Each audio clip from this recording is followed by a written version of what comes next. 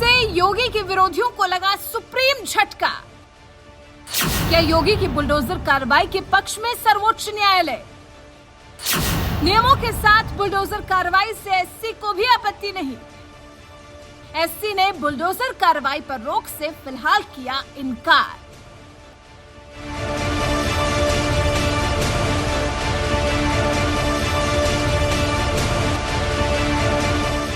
योगी ने प्रदेश में अपने बुलडोजर से जो खौफ व्यक्त किया है, लगता है सुप्रीम कोर्ट भी उस बुलडोजर कार्रवाई से कोई आपत्ति नहीं। जिस बुलडोजर से अपराधियों के इरादे पस्त किए जा रहे हैं, अगर वो नियमों के अनुरूप है तो सुप्रीम कोर्ट भी इसके पक्ष में दिखाई पड़ रहा है।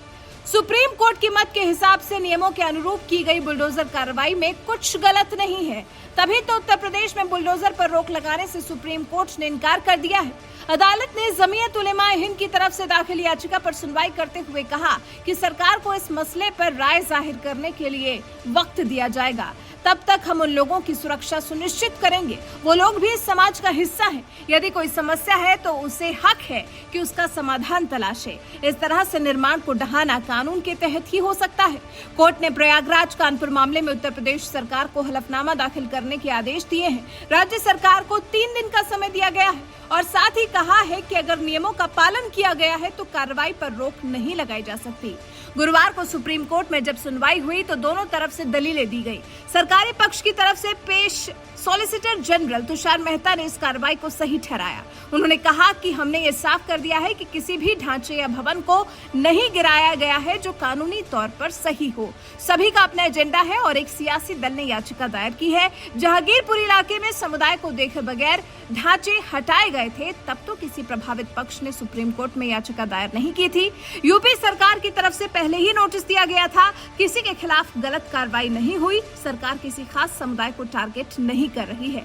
वहीं याचिकाकर्ताओं के वकील सीओ सिंह ने योगी की बुलडोजर कार्रवाई पर रोक लगाने की मांग की। सीओ सिंह ने कहा, विध्वंस का कारण ये बताया गया है कि हिंसा में शामिल प्रदर्शनकारियों के खिलाफ कार्रवाई की जा रही है। विध्वंस बार बार होता रहता है। ये चौंकाने वाला है और भयावह है। ये आपातकाल के दौरान नहीं था, स्वतंत्रता पूर्व युग के दौरान नहीं था। ये 20 साल से अधिक समय के खड़े घर हैं और कभी कभी आरोपी के नहीं बल्कि उनके बूढ़े माता पिता के भी होते हैं।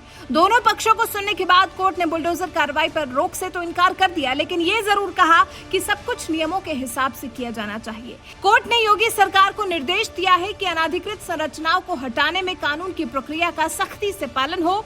साथ ही कोर्ट ने यूपी सरकार और प्रयागराज और कानपुर विकास अथॉरिटी से इस मामले में 3 दिन के अंदर जवाब भी मांगा है। सुप्रीम कोर्ट ने कहा है कि सब कुछ निष्पक्ष दिखना चाहिए। अब इस याचिका पर अगले सप्ताह सुनवाई होगी। सुप्रीम कोर्ट ने इस मामले में फिलहाल याचिकाकर्ता की बुलडोजर अभियान को रोकने की मांग को खारिज कर दिया है और पथराव के आरोपियों के घरों को ढहाने के लिए बुलडोजर के कथित इस्तेमाल पर राज्य सरकार को जवाब तलब किया है।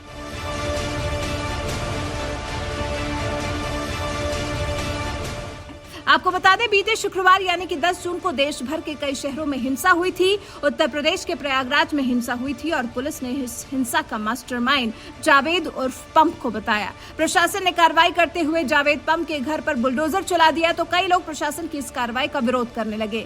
वहीं योगी आदित्यनाथ ने हिंसा करने वालों में शामिल 85 आरोपियों की लिस्ट भी तैयार करवा ली है, जिनकी संपत्तियों पर भी बुलडोजर चलाने की तैयारी है। जिला पुलिस ने पैगंबर को निशाना बनाने वाली टिप्पणियों को लेकर विरोध प्रदर्शनों में शामिल 85 प्रमुख आरोपियों के नाम अनियमितताओं की जांच के लिए नागरिक प्राधिकरण को भेजे हैं, जिनमें से कईयों के खिलाफ जांच प्रक्रिया शुरू भी कर दी गई है। अब देखते हैं राज्य सरकार सुप्रीम कोर्ट में अपना क्या जवाब दाखिल करती है। वैसे आपको क्या लगता है, क्या योगी राज में पत्थरबाजों के खिलाफ हो रही बुलडोजर कार्रवाई सही है या गलत? आपकी इस पर राय हमें कमेंट कर जरूर बताएं।